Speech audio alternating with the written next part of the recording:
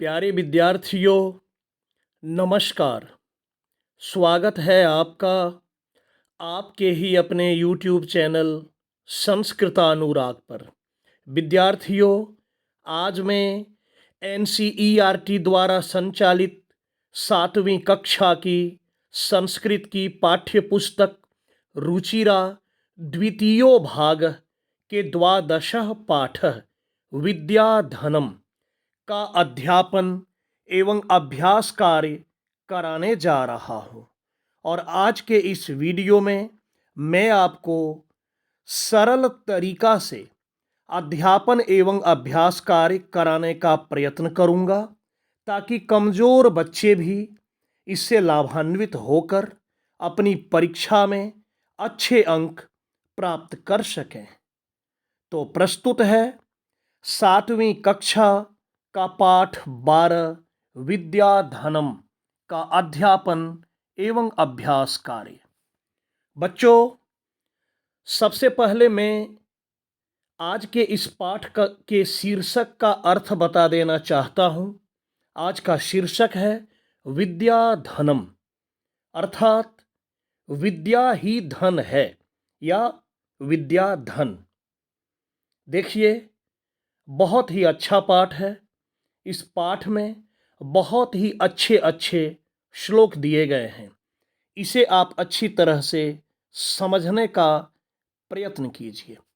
पहला श्लोक, न चौरहार्यम न चौराजहार्यम न भ्रातृभाज्यम न चौभारकारी व्यये कृते वर्धत एव नित्यम विद्याधनम सर्वधन प्रधानम। कहा जा रहा है कि विद्या नामक धन ऐसा धन है जिसे न तो चोर चोरी कर सकता है, चौरहार्यम, अर्थात इस धन की चोरी चोर नहीं कर सकता। न चौराजहार्यम, राजहार्यम का अर्थ है राजा भी इस धन को जबरदस्ती या बलपूर्वक छीन नहीं सकता। न चौ भ्रातृभाज्यम, भाई भी इस विद्यारूपी धन का बंटवारा नहीं करा सकता।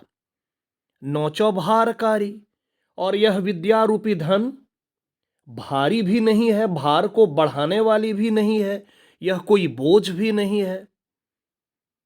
व्यय कृते वर्धत एव नित्यम, यह विद्यारूपी धन ऐसा धन है जिसे व्यय करने पर अर्थात खर्च करने पर बढ़ता है।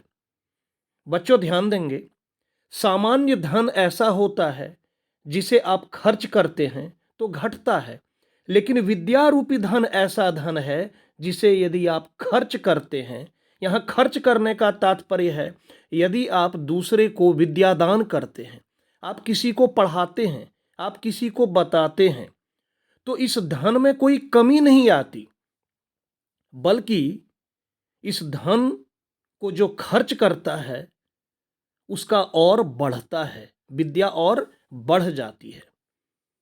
इसलिए क्या कहा अंतिम पंक्ति में, विद्याधनम सर्वधन प्रधानम, विद्याधन सभी धनों में प्रधान धन है, श्रेष्ठ धन है। एक बार फिर से देखिए, विद्यारूपी धन को न तो चोर चोरी कर सकता, न राजा बलपूर्वक छीन सकता है, न भाई इसका बंटवारा करा सकता, और न यह भारी धन है, यह भार को बढ़ाने वाला धन है। व्यय करने पर या खर्च करने पर यह बढ़ता है, और विद्याधन सभी धनों में प्रधान या श्रेष्ठ धन है। बहुत आसान है। दूसरे श्लोक पर चलते हैं। दूसरा श्लोक, विद्या नाम नरस्य रूपम अधिकम प्रछन्न गुप्तम धनम, विद्या भोग करी यशः सुख करी विद्या गुरुनाम गुरु, विद्या बंधु जनो विदेश गमने विद्या परा देवता, विद्या राजसु पूज्यते नो ही धनम विद्या विहीनः पशु। कह रहा है कि विद्या मनुष्य का रूपम अधिकम अर्थात सबसे रूपवान और प्रछन्न, प्रछन्न का अर्थ है छिपा हुआ, गुप्त धन है। पहली पंक्ति का अर्थ है कि विद्या मनुष्य का सबसे अधिक रूपवान एवं छिपा हुआ गुप्त धन है। रूपम अधिकम अर्थात सबसे अधिक रूपवान, प्रछन्न अर्थात छिपा हुआ, गुप्तम गुप्त गोपनीय धन है। दूसरी पंक्ति, विद्या भोग करी, विद्या हमें भोग के सभी साधनों को उपलब्ध कराती है। विद्या के माध्यम से हम दैनिक जीवन में उपभोग करने वाली सभी साधनों की प्राप्ति कर सकते हैं। इसलिए कहा विद्या भोग करी। यशः, विद्या हमें यश भी प्रदान करती है। सुख करी, सुख भी दिलाती है। और विद्या गुरुनाम गुरु, विद्या गुरुओं का भी गुरु है। विद्या को गुरुओं की भी गुरु कहा गया। तीसरी पंक्ति, विद्या बंधु जनो विदेश गमने, विदेश गमन के समय या विदेश गमन के दौरान विद्या बंधु जन का काम करता है, भाई का काम करता है। विद्या परादेवता, विद्या सबसे बड़ी देवता है, सबसे श्रेष्ठ देवता है। विद्या राजसु पूज्यते, राजाओं के द्वारा भी विद्या की पूजा होती है।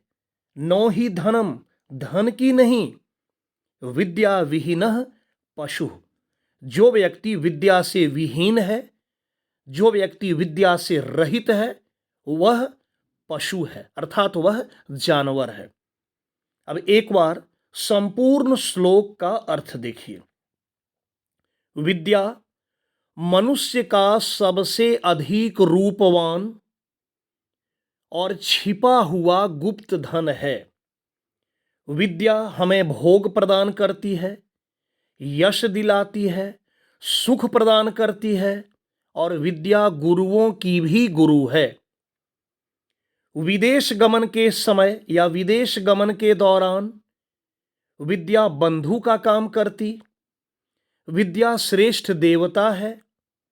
विद्या की पूजा राजाओं के द्वारा भी होती है, धन की नहीं। और विद्या से विहीन व्यक्ति, विद्या से रहित व्यक्ति पशु है। यह भी श्लोक बहुत सुंदर था। मैं उम्मीद करता हूं आपको आसानी से समझ में आ गया होगा। तीसरे श्लोक पर चलते हैं।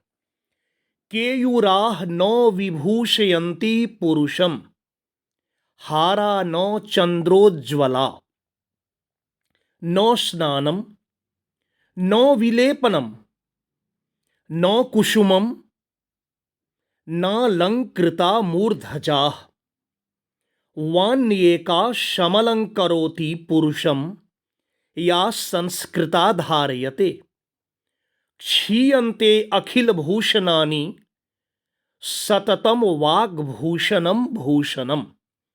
देखिए एक एक पंक्ति करके इस श्लोक का अर्थ। पहली पंक्ति, केयूराह नो विभूषयन्ति पुरुषम, हारा नो चंद्रोज्ज्वला। केयूराह, केयूर कहते हैं बाजूबंद को। बाजूबंद यदि आपको समझ में नहीं आया, हाथ में पहनने वाला कड़ा, जिसे इंग्लिश में कहते हैं ब्रेसलेट। तो बहुत से लोग हाथ में कड़ा पहनते हैं। यहां कह रहा है केयूराह नो विभूषयन्ति पुरुषम, बाजूबंद मनुष्य को सुशोभित नहीं करता, मनुष्य की शोभा को नहीं बढ़ाता। और नो चंद्रमा के समान उज्जवल या सफेद शुभ्र वर्ण वाला, चमक वाला हार भी मनुष्य की शोभा को नहीं बढ़ाता। प्रथम पंक्ति को फिर से, बाजूबंद मनुष्य को विभूषित नहीं करता और न चंद्रमा के समान चमक वाला हार। दूसरी पंक्ति, नो स्नानम, और नो स्नान करने से मनुष्य की शोभा बढ़ती। नो विलेपनम, विलेपनम कहते हैं चंदन लगाने से या लेप लगाने से। नो तो चंदन लगाने से मनुष्यों की शोभा होती है। नो कुसुमम नालंकृता मूर्धजा, नो फूलों को गूंथने से। कहां? मूर्धजा, मूर्धज कहते हैं चोटी को। बहुत से लोग चोटी में या जूड़े में गजरा लगाते हैं, फूलों का गजरा। तो यहां कह रहा है कि अपनी चोटी को फूलों के गजरे से या फूलों से अलंकृत करने पर, सजाने पर, सुशोभित करने पर भी मनुष्य की शोभा नहीं बढ़ती। दूसरी पंक्ति में कहा, नौ स्नान करने से, नौ चंदन या कोई लेप लगाने से। लेप लगाने, आजकल बहुत प्रकार के कॉस्मेटिक आइटम आ गए हैं, लोग मेकअप करते हैं, चेहरे पर लेप लगाते हैं कि सुंदर लगेंगे। यहां कह रहा है कि नौ तो स्नान करने से, नौ किसी प्रकार का लेप अथवा चंदन लगाने से, और नौ फूलों के द्वारा चोटी को सजाने से मनुष्य की शोभा होती है। तो किससे शोभा होती है? तीसरी पंक्ति में देखिए, वान्येका समलं करोति। वान्येका, इसका संधि विच्छेद करेंगे तो होगा वाणी जोड़ एका। एका इसलिए कहा क्योंकि वाणी स्त्रीलिंग है। एक वाणी ही ऐसी चीज है, वाणी अर्थात बोली, जो मनुष्य को अलंकृत करती है, सुशोभित करती है, या संस्कृता धारयते, और जो उसमें संस्कार को भी धारण करती है। अर्थात संस्कार से युक्त वाणी ही मनुष्य को अलंकृत करती है या सुशोभित करती है। अंतिम चौथी पंक्ति को देखिए, क्षीयन्ते अखिल भूषणानि, सभी आभूषण, आभूषण अर्थात ऑर्नामेंट, गहना, क्षीयन्ते नष्ट हो जाते हैं। क्षीयन्ते अखिल भूषणानि, सभी आभूषण नष्ट हो जाते हैं, या दुनिया में जितने प्रकार के आभूषण हैं ये सब नष्ट होने वाले हैं। सततम वाग भूषणम भूषणम, लेकिन एक ऐसा आभूषण है जो कभी नष्ट नहीं होता, हमेशा विद्यमान रहता है, और वह आभूषण है वाणी का आभूषण, वाग्भूषणम। वाग्भूषणम का जब संधि विच्छेद करेंगे तो होगा वाक, कौमे हलंत हो जाएगा, जोड़ भूषणम, वाग्भूषणम। हमेशा विद्यमान रहने वाला वाणी रूपी आभूषण ही है। संक्षेप में एक बार पूरे श्लोक का अर्थ पुनः देख लीजिए। बाजूबंद मनुष्य को विभूषित नहीं करते, नौ चंद्रमा के समान चमकीला हार, नौ स्नान, नौ किसी प्रकार का लेप या चंदन, और नौ फूलों के द्वारा चोटी को सजाने से ही मनुष्य की शोभा बढ़ती है, बल्कि एक वाणी ही ऐसी चीज है जो मनुष्य को अलंकृत करती है, सुशोभित करती है, और जो संस्कार को भी धारण करती है। क्योंकि सभी प्रकार के आभूषण नष्ट होने वाले हैं और वह नष्ट हो जाते हैं, किंतु वाणी रूपी आभूषण ऐसा आभूषण है जो हमेशा विद्यमान रहता है। चौथा श्लोक, विद्या नाम नरस्य कीर्ति तुला भाग क्षये चाश्रय, धेनु काम दुधा रतिश्च विरहे, नेत्रम तृतीयम चौसा, सत्काराय तनम कुलस्य, महिमा रत्नेर्विना भूषणम, तस्माद अन्यम उपेक्ष्य सर्व विषयम विद्याधिकारम कुरु। बहुत अच्छा श्लोक। कह रहा है, विद्या नाम नरस्य कीर्तिर तुला। विद्या नामक जो धन है यह ऐसा चीज है जो मनुष्य को कीर्ति प्रदान करता है, कीर्ति, यश, सम्मान दिलाता है, कीर्ति प्रदान करता है। भाग्य क्षये चाश्रय, भाग्य का क्षय हो जाने पर भी, भाग्य का क्षय मतलब भाग्य यदि विपरीत भी हो गया, अच्छा दिन नहीं भी है, भाग्य खराब चल रहा है, लोग कहते हैं कि अभी मेरा भाग्य या मेरा दिन अच्छा नहीं चल रहा है, तो यदि कभी अच्छा दिन नहीं भी चल रहा है, खराब दिन भी चल रहा है, अच्छा दिन बीत भी जाए, उस समय भी विद्या आश्रय का काम करता है, विद्या सहारा देने का काम करती है। विद्या के बदौलत लोग अपने बुरे दिन को भी अच्छे दिनों में तब्दील कर सकते हैं, परिवर्तित कर सकते हैं। दूसरी पंक्ति में कह रहा है धेनु काम दुधा, ये धेनु है, गाय के समान है। कैसी गाय? कामधेनु। कामधेनु, काम का अर्थ है यहां इच्छा। हमारी संपूर्ण कामनाओं को पूरा करने वाली कामधेनु के समान है विद्या। हमारी जो भी इच्छाएं हैं, उन सभी इच्छाओं को परिपूर्ण करने वाली कामदुधा है यह, इच्छानुसार फल देने वाली है। रतिश्च विरहे, और विरह में यह रति के समान है। बच्चों, रति कहते हैं, कामदेव की पत्नी का नाम रति था। कामदेव, रूप के देवता कामदेव, उनकी पत्नी रति, तो रति के समान है यह, विरह में यह रति का काम करता है। नेत्रम तृतीयम चौसा, और विद्या तीसरी आंख है, यह ज्ञान रूपी आंख है, तीसरी आंख, यह तीसरा नेत्र का काम करती है। सत्काराय तनम कुलस्य, और यह कुल अर्थात वंश या खानदान को सम्मान दिलाने वाला है, विद्या सम्मान दिलाती है। सत्काराय तनम कुलस्य, सत्काराय तनम सम्मान दिलाने का काम करती है कुल को। महिमा रत्ने विना भूषणम, और यह रत्नों के बिना आभूषण है, यह ऐसा आभूषण है जिसमें कोई रत्न नहीं है, रत्नों के बिना या रत्नों से रहित यह आभूषण है। तस्मात्, इसलिए, अन्यम उपेक्ष्य, अन्यम, अन्यम अर्थात दूसरे सबों को छोड़कर, उसकी उपेक्षा कर।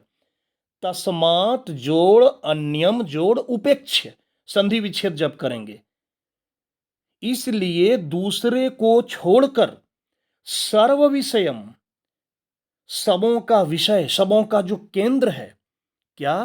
तो विद्याधिकारम कुरु, सबों का केंद्र क्या है? विद्या, तो विद्या पर अधिकार करो। एक बार संक्षेप में पूरे श्लोक का अर्थ बता देता हूं। विद्या मनुष्य को कीर्ति प्रदान करती है, भाग्य के क्षय होने पर या अच्छे दिन के बीत जाने पर आश्रय का काम करती है, संपूर्ण कामनाओं को परिपूर्ण करने वाली है, विरह में रति के समान, और तीसरा नेत्र का काम करती है, सत्कार प्रदान करने वाली है, कुल को सत्कार दिलाने वाली है, रत्नों के बिना या रत्नों से रहित आभूषण है, इसलिए सबों को छोड़कर सबों का विषय विद्या पर अधिकार करना चाहिए या अधिकार करो। तो विद्यार्थियों, ये था आज का पाठ विद्याधनम। बहुत ही सुंदर पाठ था, मैं उम्मीद करता हूँ आपको बहुत अच्छा लगा होगा। शब्दार्थ दिया हुआ है, शब्दार्थ को आप देख लेंगे अच्छी तरह से, वही सारे शब्द हैं जो पाठ में आए हैं। अच्छी तरह से शब्दार्थों को आप 2-3 बार पढ़ लेंगे तो याद भी हो जाएगा। अब अभ्यास कार्य देखिए। पहला प्रश्न, उपयुक्त कथनानाम समक्षम आम, अनुपयुक्त कथनानाम समक्षम न इति लिखत। जो कथन उपयुक्त है, सही है, उसके सामने आम, जो गलत है उसके सामने न लिखना है। विद्या राजसु पूज्यते, विद्या राजाओं के द्वारा पूजी जाती है, यह सही है, राजा लोग विद्या की भी पूजा करते हैं, तो होगा आम। दूसरा है वाक भूषणम भूषणम नो, वाणी रूपी आभूषण आभूषण नहीं है, यह गलत है, इसलिए होगा नो। तीसरा वाक्य है विद्याधनम सर्वधनेषु प्रधानम, विद्याधन सभी धनों में प्रधान है, यह वाक्य सही है, इसलिए होगा आम।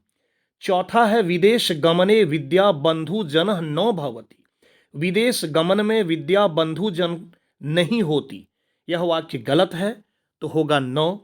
और अंतिम पांचवा वाक्य है सर्वम विहाय विद्याधिकारम कुरु, सबों को छोड़कर विद्या पर अधिकार करो, यह वाक्य बिल्कुल सही है, इसलिए इसमें होगा आम।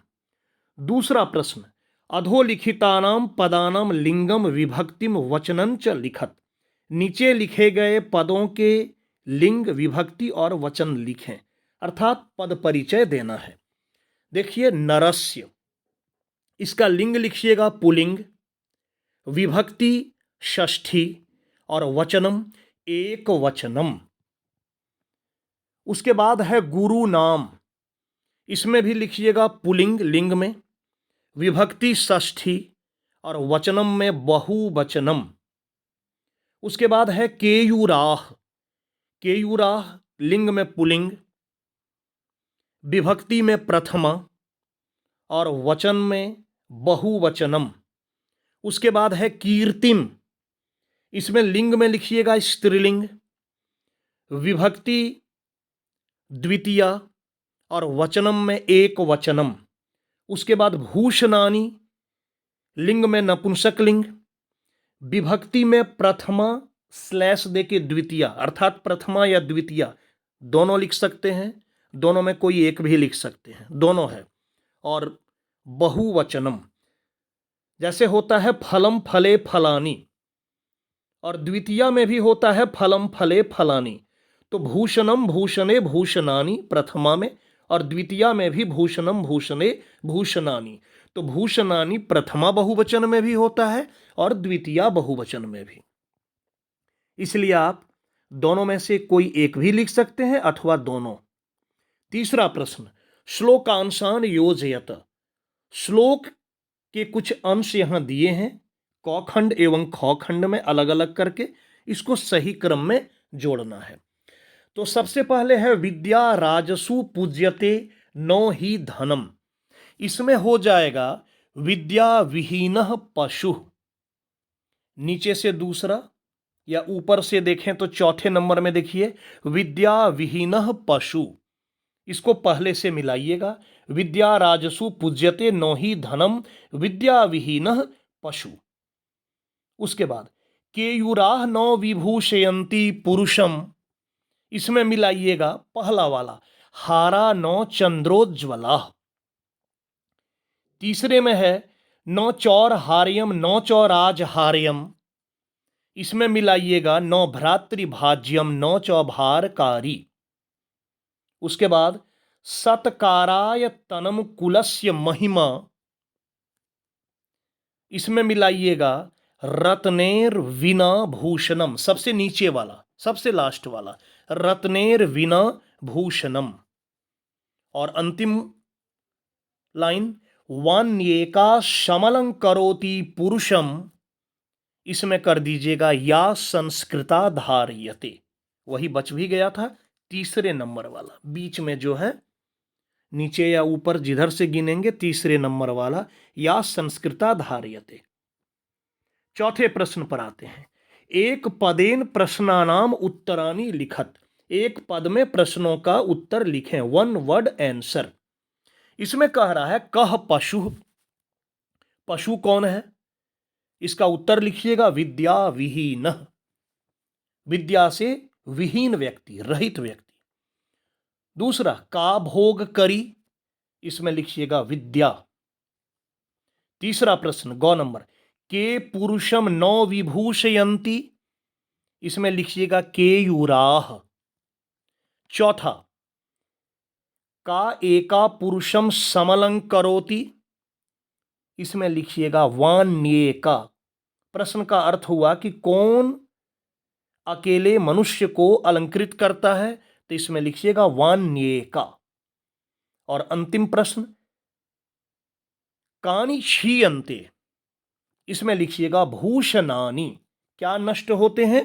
तो भूषणानि, आभूषण, ऑर्नामेंट्स। पांचवा प्रश्न, रेखांकित पदानि अधिकृत्य प्रश्न निर्माणम कुरुत। रेखांकित पद को आधार मानकर प्रश्न निर्माण करना है। विद्या विहीनः नरः पशुः अस्ति, इसका बनाइएगा प्रश्न। विद्या विहीनः, नरः के स्थान पर कर दीजिएगा कह, पशुः अस्ति, और वाक्य के अंत में पूर्ण विराम को हटाकर वहां कर दीजिएगा प्रश्नवाचक चिन्ह। फिर से सुन लीजिए, विद्या विहीनः कः पशुः अस्ति, और अंत में प्रश्नवाचक चिन्ह।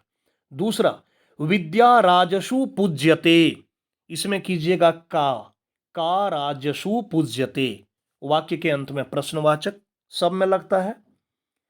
उसके बाद, चंद्रोज्ज्वला हाराः पुरुषम नो अलंकुर्वन्ति, इसमें कीजिएगा चंद्रोज्ज्वला के पुरुषम नो अलंकुर्वन्ति, हाराः के स्थान पर के।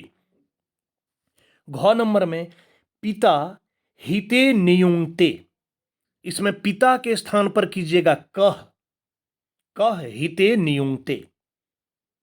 अगला, विद्या धनम सर्व प्रधानम धनम अस्ति, तो सर्व प्रधानम रेखांकित है, इसमें कीजिएगा विद्या धनम कीदृशम धनम अस्ति। कीदृशम मतलब होता है कैसा, विद्याधन कैसा धन है। और अंत में है विद्या दिक्षु कीर्तिम तनोति, तो यहां है दिक्षु रेखांकित, इसके स्थान पर कीजिएगा आप कुत्र या कस्मिन। वाक्य हो जाएगा विद्या कुत्र या कस्मिन, जो लिखना है कीर्तिम तनोति। छठा प्रश्न पर आते हैं, पूर्ण वाक्येन प्रश्नानाम उत्तरानि लिखत, पूरे वाक्य में प्रश्नों का उत्तर लिखिए। गुरु नाम गुरु का अस्ति, इसमें लिखिएगा गुरु नाम गुरु विद्या अस्ति। दूसरा प्रश्न, कीदृशी वाणी पुरुषम समलंकरोति, इसमें लिखिएगा संस्कार युक्त वाणी पुरुषम समलंकरोति, संस्कार युक्त वाणी पुरुषम समलंकरोति। तीसरा प्रश्न, व्यये कृते किम वर्धते, व्यय करने पर या खर्च करने पर क्या बढ़ता है, तो व्यये कृते विद्या वर्धते। और अंत में भाग्य क्षय आश्रयः कः, इसमें लिखिएगा भाग्य क्षय आश्रयः विद्या। सातवां प्रश्न, मंजूषातः पुलिंग स्त्रीलिंग नपुंसक लिंग पदानि चित्वा लिखत, मंजूषा में कुछ शब्द हैं और यहाँ 3 कैटेगरी बना हुआ है, पुलिंगम, स्त्रीलिंगम, नपुंसक लिंगम। जो जिस कैटेगरी में आता है उसमें बांटना है। तो उदाहरण एक दिया है, जैसे हारा पुलिंग में, स्त्रीलिंग में अलंकृता, यहाँ अलंकता कर दिया है, और भूषणम नपुंसक लिंग में। अब देखिए, पुलिंग में हो जाएगा पशु, फिर हो जाएगा पुलिंग में गुरु और मूर्धजा।